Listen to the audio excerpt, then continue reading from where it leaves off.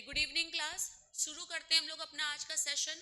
बच्चों हम आपको बता दें कि जो हम लोग आज पढ़ने जा रहे हैं तो ये टारगेट एनडीए की जो बुकलेट आप लोगों को मिली होगी, इसका सोल्यूशन देखने जा रहे हैं। ठीक है ना, हम लोग हर एक सब्जेक्ट का सोल्यूशन देखेंगे, इसमें समझेंगे कौन सा क्या आंसर होगा, कौन सा आंसर क्यों होगा, किसको एलिमिनेट किया जाए, किसको टिक किया जाए। क्लियर है? तो अभी हम लोगों ने जो सब्जेक्ट उठाया है वो है पॉलिटी। फिर से देख लीजिएगा, target defence academy polity subject को हम लोग देखने जा रहे हैं, चैप्टर नंबर 2।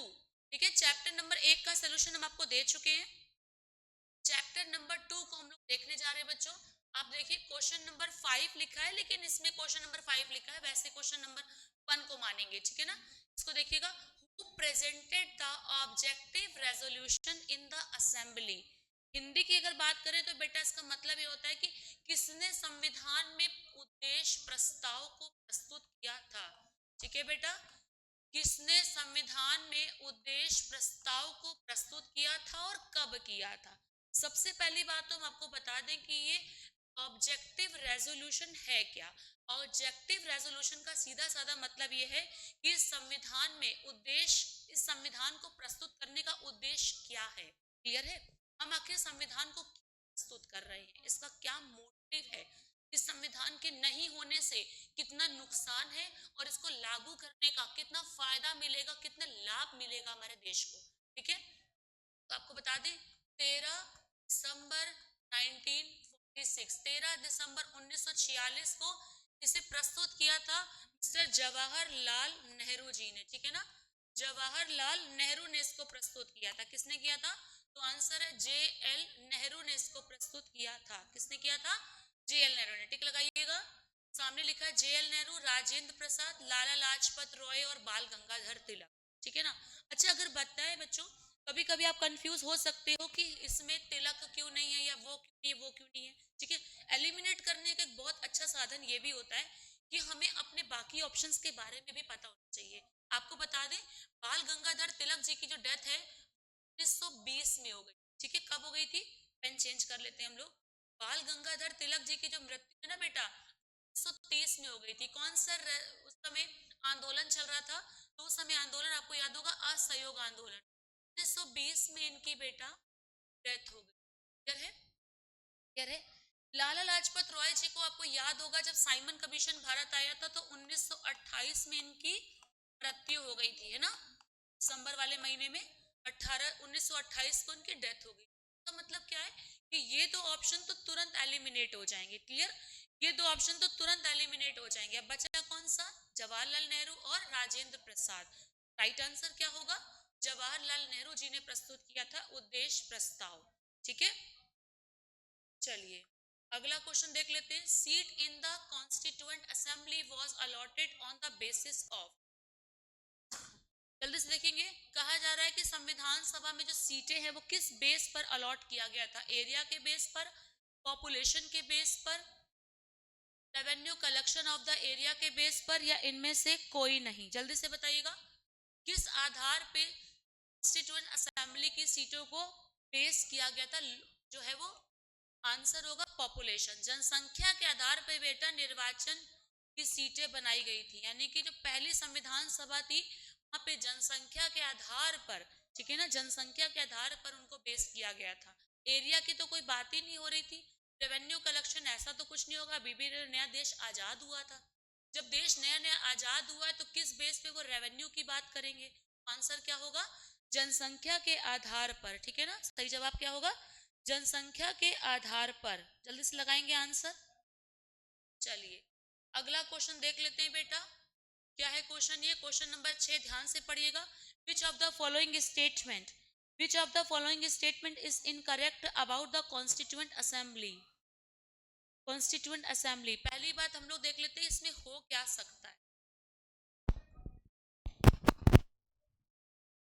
चलिए क्वेश्चन नंबर 1 को देखिएगा, पॉइंट नंबर 1 को, all the assembly member were elected. ठीक है, असेंबली के सभी मेंबर जो थे वो इलेक्टेड थे। नंबर 2 पे है, the first meeting was held on 9 दिसंबर 1946। ये तो बिल्कुल सही है कि संविधान सभा की सॉरी संविधान सभा की जो पहली मीटिंग हुई थी वो बेटा 9 दिसंबर 1946 को हुई थी, बिल्कुल सही ऑप्शन है। The assembly also acted as provisional parliament, तो आपको बता दें यही संविधान सभा संसद की तरह भी काम करती थी, ठीक है ना, अल्टरनेट काम होता था इसमें। संसद की तरह का मतलब होता है कि 135 में वो संसद की तरह काम करती थी और 2 में वो संविधान सभा के रूप में काम करती, ठीक है। Muslim League did not participate in the first meeting of the constituent Assembly, इस पे कोई डाउट नहीं है बेटा कि मुस्लिम लीग ने पहली सब पार्लियामेंट जो पहली मीटिंग हुई थी संविधान की, वही 9 दिसंबर वाली, उसमें पार्टिसिपेट नहीं किया। तो ये तीनों सही है। हमें क्या देखना है कि इसमें से गलत क्वेश्चन क्या होगा, तो इसमें से गलत क्वेश्चन क्या होगा, राइट आंसर क्या है बेटा, राइट आंसर होगा ए। इसमें से गलत क्वेश्चन क्या है, ए बिल्कुल गलत है, ठीक है। अच्छा, इसमें एक शब्द लिखा हुआ है मुस्लिम लीग, कोई बताएगा मुस्लिम लीग कब बनी थी? मुस्लिम लीग की स्थापना 1906 में हुई थी बेटा। आपको बता दें ढाका, कहां पर हुई थी, ढाका में। कहां पर, ढाका में, बांग्लादेश। बांग्लादेश की कैपिटल है ना ढाका, वहां पर बनी थी मुस्लिम लीग। किसने बनाई थी? तो ढाका के नवाब थे बेटा, कौन थे? ढाका के नवाब सलीमुल्लाह खान।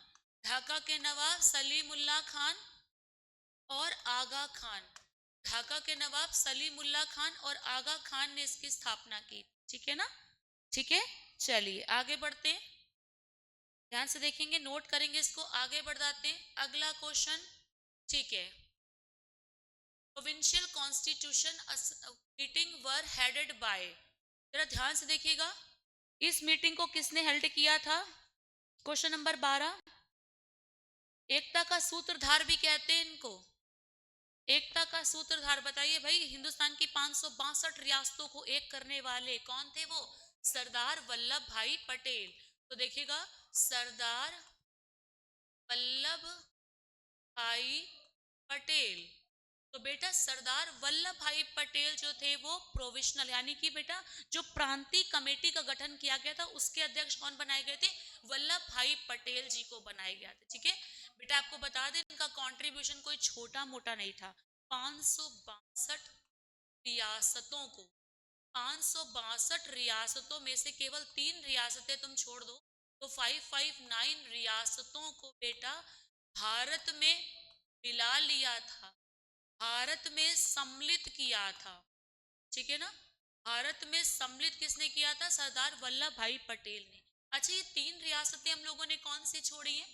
तो आपको बता दें, एक रियासत है जूनागढ़, एक रियासत है जम्मू कश्मीर, एक रियासत है हैदराबाद। क्लियर है? जूनागढ़, जम्मू कश्मीर और हैदराबाद। हैदराबाद एक सिंगल ऐसी रियासत है जो पूरी तरीके से संविधान सभा में शामिल नहीं हुई थी, ठीक है। संविधान सभा की बात करें तो बेटा 2 साल 11 महीने 18 दिन, कितना? 2 साल 11 माह और 18 दिन क्या हुआ था? संविधान सभा। तो संविधान सभा की मीटिंग चली थी 2 साल 11 महीने और 18 दिन, ये मीटिंग चली थी बेटा। और एक बार भी इस मीटिंग में हैदराबाद सम्मिलित नहीं हुई थी। क्लियर है? याद रखिएगा। एक बात आपको और बताते, जूनागढ़ रियासत का जो मालिक था पाकिस्तान भाग गया था, इस वजह से जूनागढ़ रियासत भारत में सम्मिलित करी गई थी। कैसे करी गई थी जूनागढ़ रियासत को भारत में सम्मिलित किया गया था? तो आंसर होगा वहां पे प्लिब्लिसाइड करवाना, मतलब कि जनमत संग्रह करवाकर जूनागढ़ रियासत को भारत में सम्मिलित कर लिया गया था, ठीक है ना। जम्मू कश्मीर की बात करें तो इन्होंने एकीकरण पर साइन किया था, महाराजा हरि सिंह ने 26 अक्टूबर 1947 को भारत के एकीकरण में साइन कर। हैदराबाद की अगर हम बात करें तो यहाँ पे ऑपरेशन पोलो चलाया गया था। क्लियर है? ऑपरेशन पोलो। चलिए नेक्स्ट आते हैं। अच्छा क्वेश्चन है बेटा, अच्छा क्वेश्चन है ये भी, देखिएगा ध्यान से। How many major committee were associate with the constituent assembly. तो क्वेश्चन बोल रहे हैं कि कॉन्स्टिट्यूशन असेंबली में कुल कितनी कमेटीज बनी थी? तो राइट आंसर कितना है बेटा? 8। कितना है? 8। जरा देख लेते कौन कौन सी कमेटी जो थी वो बनी थी। तो नंबर 1 पे लिखोगे, लिखना स्टार्ट करोगे बेटा, नंबर 1 पे लिखेंगे यूनियन पावर कमेटी, जिसके अध्यक्ष थे नेहरू जी। ठीक है ना, नंबर 1 पे लिखोगे यूनियन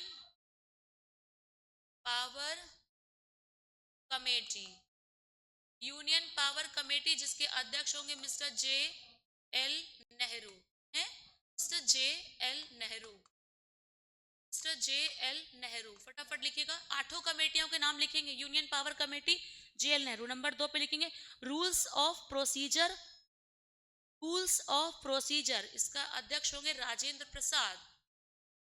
लिखिएगा रूल्स ऑफ प्रोसीजर, तो rules of procedure doctor Rajendra Prasad. Number 2 पे लिखोगे rules of procedure doctor Rajendra Prasad.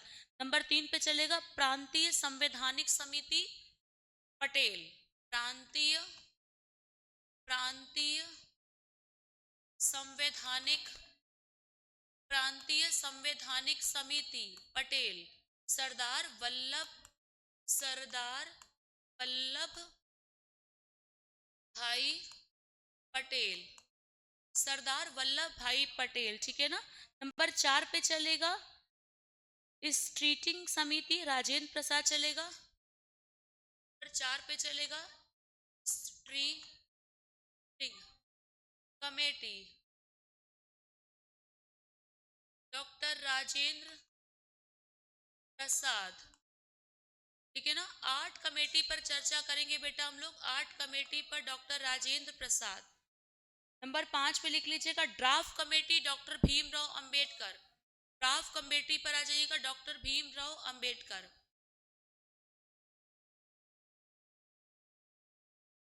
Doctor इधर लिखिएगा भीम राव अंबेडकर, यहाँ लिखिएगा ड्राफ्ट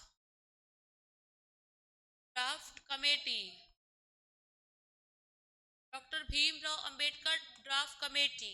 नंबर 6 पे लिखेंगे बेटा हम लोग, नंबर 6 पे लिखेंगे सलाहकारी फंडामेंटल राइट और अल्पसंख्यक जनजातीय समिति।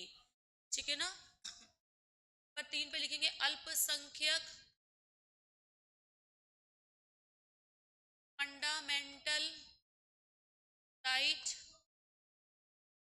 ठीक है ना, अल्पसंख्यक फंडामेंटल राइट और बेटा सलाहकारी समिति, सलाहकारी समिति बेटा इसके अध्यक्ष भी बना दिए जाएंगे सरदार वल्लभ भाई पटेल। डाउन करेंगे सरदार वल्लभ भाई पटेल जी। 7वें पे चलेगी संघीय संवैधानिक समिति जे एल नेहरू, संघीय संवैधानिक समिति, संघीय संवैधानिक समिति मिस्टर जे एल नेहरू। ठीक है, संघीय संवैधानिक समिति मिस्टर जे एल नेहरू। और 8वें नंबर पे चलेगी state committee J L Nehru, ये लिख रहे हैं इधर state committee J L Nehru.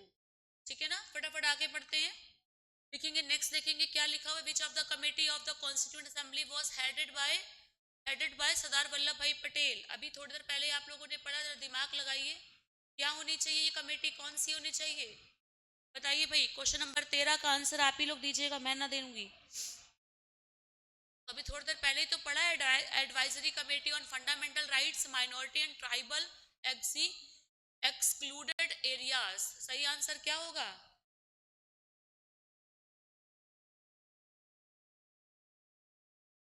Excluded areas.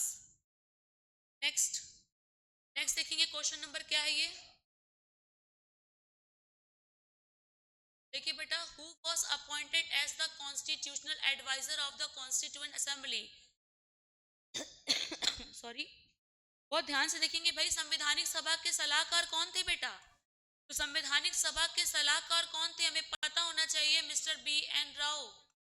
संवैधानिक संवैधानिक सलाहकार संवैधानिक सलाहकार मिस्टर बी एन राव, यही तो थे संवैधानिक सलाहकार मिस्टर बी एन राव। चलिए क्वेश्चन नंबर 8 को पढ़ लेते हैं। क्वेश्चन नंबर 8 बहुत इजी सा क्वेश्चन है बच्चा ये। देखिए, who was the temporary president of the constituent assembly. तो बेटा संवैधानिक सभा के टेम्पररी का मतलब होता अस्थायी अध्यक्ष, ठीक है ना। यहाँ देखेंगे अस्थायी अध्यक्ष। संविधान सभा के अस्थायी अध्यक्ष कौन थे बेटा, तो आपको पता होना चाहिए डॉक्टर सच्चिदानंद सिन्हा। कौन थे ये वरिष्ठ नेता थे, इसीलिए इनको टेम्पररी अध्यक्ष बना लिया गया था। और राजेंद्र प्रसाद थे बेटा परमानेंट, ठीक है, परमानेंट प्रेसिडेंट हुआ करते थे। राजेंद्र प्रसाद जी परमानेंट प्रेसिडेंट हुआ करते थे। क्लियर है। नेक्स्ट क्वेश्चन देखेंगे, विच of the following statement is correct about the step taken the constituent assembly. ठीक है, बहुत ध्यान से देखिएगा question number 10। Question number 10, they ratified India's membership of the Commonwealth, it adopted the national flag, it adopted the national anthem। तो भाई क्या step उठाने थे हमें संविधानिक सभा में, तो ये सारे ही तो स्टेप उठाए थे बेटा। हम लोग कॉमनवेल्थ के मेंबर भी बन गए थे, हम लोगों ने अपना नेशनल फ्लैग भी अडॉप्ट कर लिया था 22 जुलाई को, और बेटा हम लोगों ने नेशनल एंथम भी एक्सेप्ट कर लिया था। All of the above, all of the above, ठीक है ना। अब बहुत ध्यान से देखिएगा बेटा, हम बहुत ध्यान से दिखा रहे हैं आपको। क्वेश्चन नंबर 1 पे लिखा हुआ है हाउ मेनी विमेन्स मेंबर। क्या लिखा हुआ है क्वेश्चन नंबर 1 को देखोगे, how many women's member, how many women's member were present in the constituent assembly. Question number 1 पे लिखा हुआ है संविधान सभा में कुल कितनी महिलाएं थी, ठीक है ना। संविधान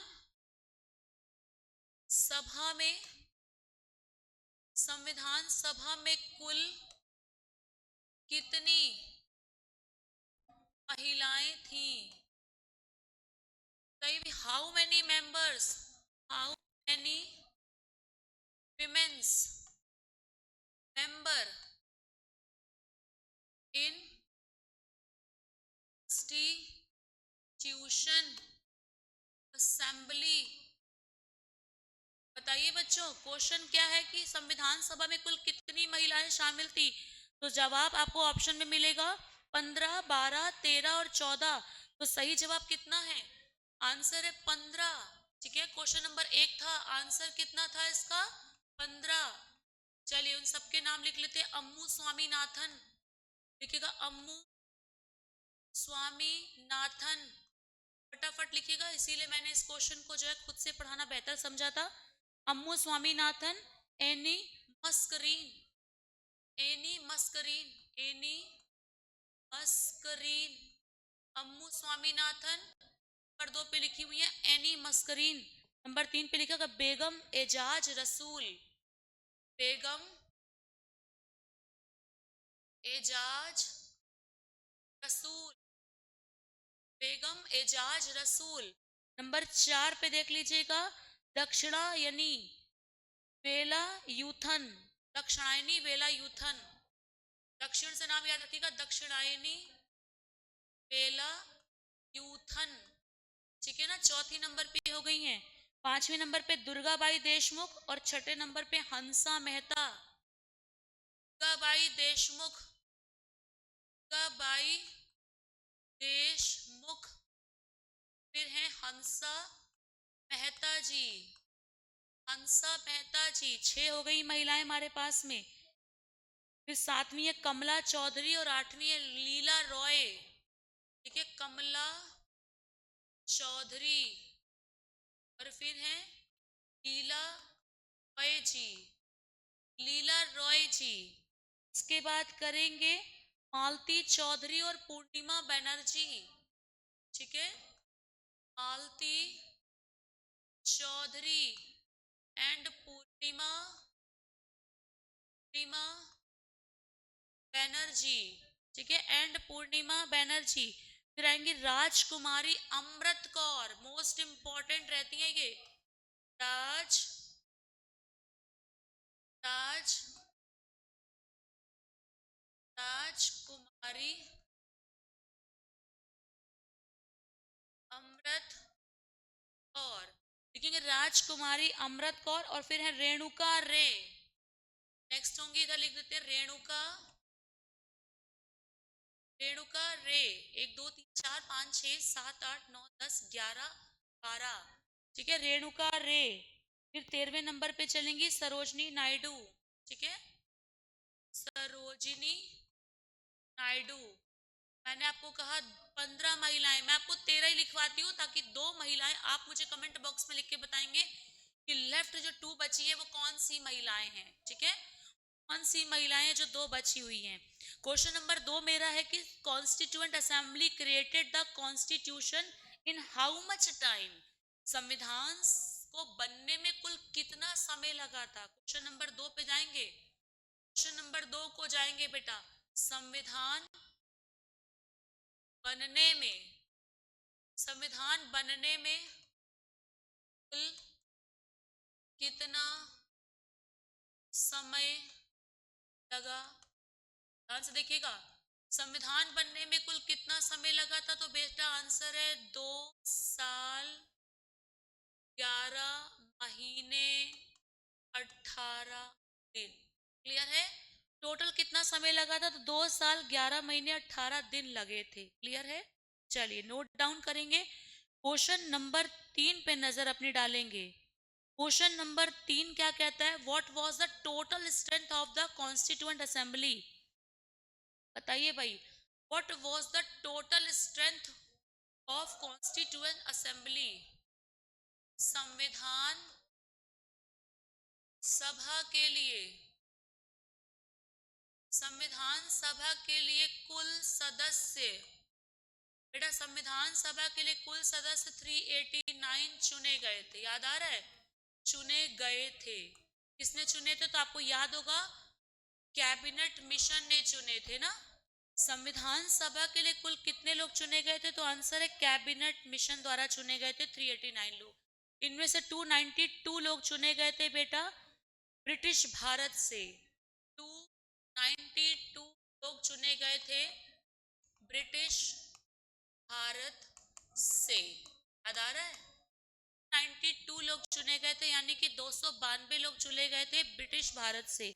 93 चुने गए थे प्रिंसली स्टेट, जिसको हम बोलते हैं रियासतों से, 93 चुने गए थे रियासतों से, ठीक है, और 4 लोग चुने गए थे चीफ कमिश्नरी प्रांतों से, याद आ रहा है, 4 लोग चुने गए थे चीफ कमिश्नरी प्रांतों से, ठीक है, 4 लोग चुने गए थे चीफ कमिश्नरी प्रांतों से, जिनमें दिल्ली, अजमेर, कुर्ग और बलूचिस्तान था।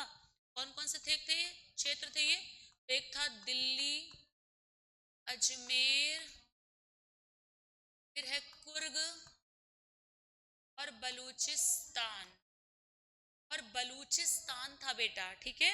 चलिए question number, sorry, question number 4 देख लेते हैं। How many members were present in Indian constituent assembly from the princely state. वो सीधा कह रहा है कि रियासतों से कल कुल कितने लोग चुने गए थे, तो क्वेश्चन नंबर 4 का आंसर 3 में ही छुपा हुआ है, 93 लोग। क्वेश्चन नंबर 5 को देखते हैं, who presented the objective resolution in the assembly. तो हम आपको पहले ही पढ़ा चुके हैं, जवाहरलाल नेहरू ने बेटा संविधान में उद्देश्य प्रस्ताव को प्रस्तुत किया था, ठीक है ना। जवाहरलाल नेहरू जी ने संविधान में उद्देश्य प्रस्ताव को प्रस्तुत किया था, ठीक है।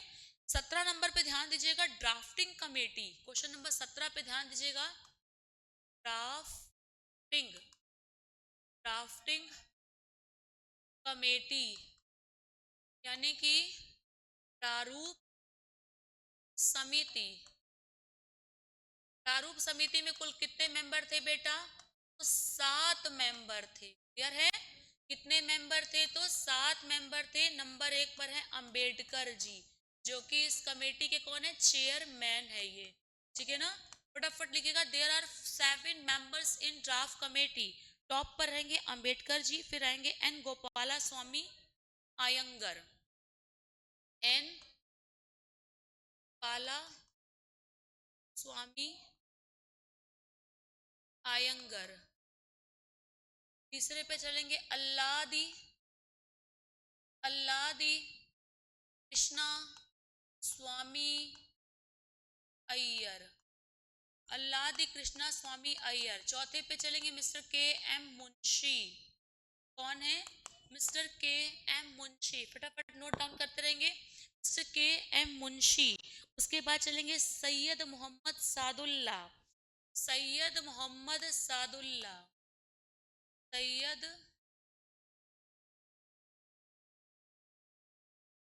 सादुल्ला। फटाफट लिखेंगे सैयद मोहम्मद सादुल्ला। ठीक है, नंबर 7 पे लिख लेंगे बेटा N Madhav Rao. N Madhav Rao B L Mitra के इस्तीफे के बाद आए थे। N Madhav Rao. N Madhav Rao B L Mitra के इस्तीफे के बाद आ गए थे। ठीक है ना, एन माधव राव। ठीक है ना। और नंबर 7 पे आते हैं mister T T Krishnamachari. Sir T T Krishnamachari बेटा डीपी खेतान की डेथ के बाद आता है। DP Khaitan. Sir DP Khaitan की मृत्यु के बाद आए थे। क्लियर है? सर डीपी खेतान की डेथ के बाद आए थे। मिस्टर डीपी खेतान की मृत्यु के बाद आए थे। क्लियर है इतना? चलिए, और लास्ट क्वेश्चन है मेरा। लास्ट क्वेश्चन है, last session of the constituent Assembly was conducted on.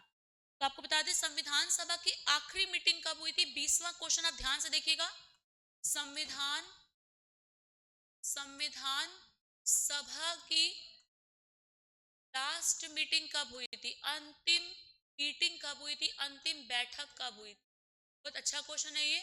24 जनवरी 1950 को संविधान की अंतिम बैठक हुई थी बेटा। ठीक है ना। 25 जनवरी 1950 को इलेक्शन कमीशन बन गया था। हर 25 जनवरी को ही हम लोग मनाते हैं नेशनल वोटर डे। ठीक है, नेशनल वोटर डे। और हम सभी को पता होना चाहिए 26 जनवरी 1950 को हमारा संविधान क्या हो गया था बेटा? पूर्ण रूप से लागू। ये शब्दों पे गौर करेंगे, पूर्ण रूप से लागू हो गया था। क्लियर है? चलिए, तो आज हम लोगों ने जो इम्पोर्टेंट क्वेश्चंस थे जिस पे बात की जा सकती थी वो बात कर लिया हम लोगों ने। मिलते हैं अगली क्लास में। ठीक है, अगली क्लास का मतलब हो जाएगा कि जब भी हम लोगों को मतलब हम लोगों की जब मीटिंग होगी अब, तो जो पॉलिटी का तीसरा चैप्टर है उस पे बातचीत करते हैं हम लोग। ठीक है ना। तो पॉलिटी के तीसरे चैप्टर पे बातचीत करते हैं, इंपॉर्टेंट पॉइंट्स को पकड़ेंगे, कौन सा क्वेश्चन का कौन सा आंसर होगा इस पे भी टिक लगाएंगे, और बातचीत करते हुए schedule borrowed features of constitution पर क्वेश्चन भी बनाते रहेंगे। ठीक है, तो टिल देन ध्यान रखिए बच्चों अपना, और अगली क्लास में मीटिंग करके हम लोग नेक्स्ट चीजों को फाइंड आउट करते हैं। चलिए, थैंक यू क्लास। जय हिंद क्लास।